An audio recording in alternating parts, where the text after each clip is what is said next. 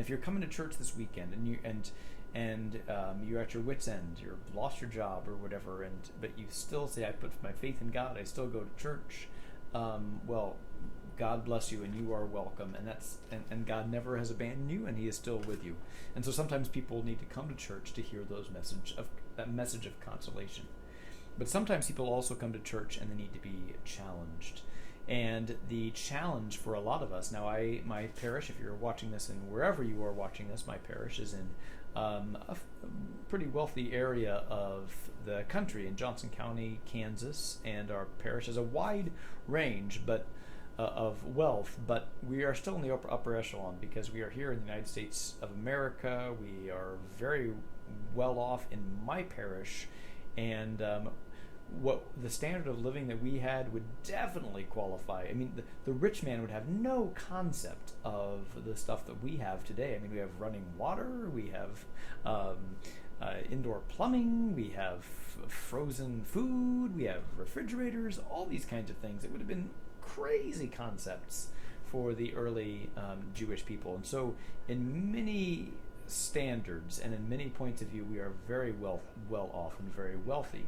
And so the words that come to the rich man, that he neglected the poor man Lazarus, who was right there at his doorstep, and he even knew his name.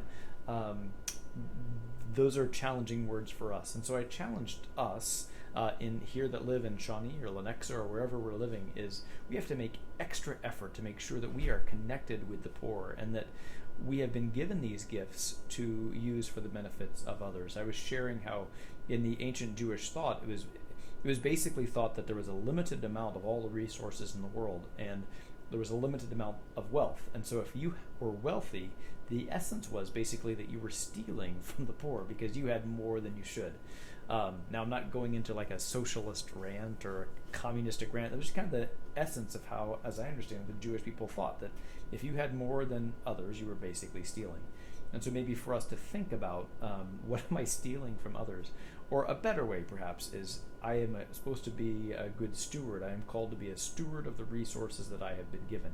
And am I using those for the good of others and for the good of the poor and for the Lazaruses that might be right there at our doorstep?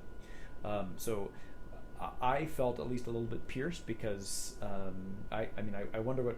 I'm sure Pope Francis is not watching this video. It's on YouTube though, so there you go, Pope Francis. I guess you could watch it, but I wonder how he would view the way of life that I live. You know, I live in this huge house and in the suburbs, and I have all kinds of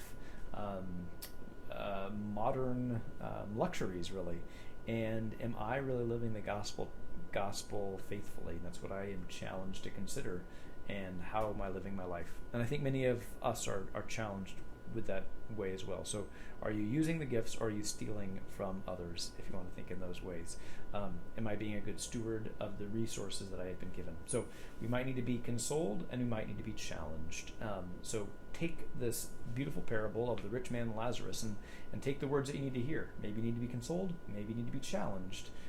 Let us live faithfully the gospel that we are called to live. And that's my Sunday summary for today, for supposedly September 29th, 2019, or today is October 2nd. So have a blessed week.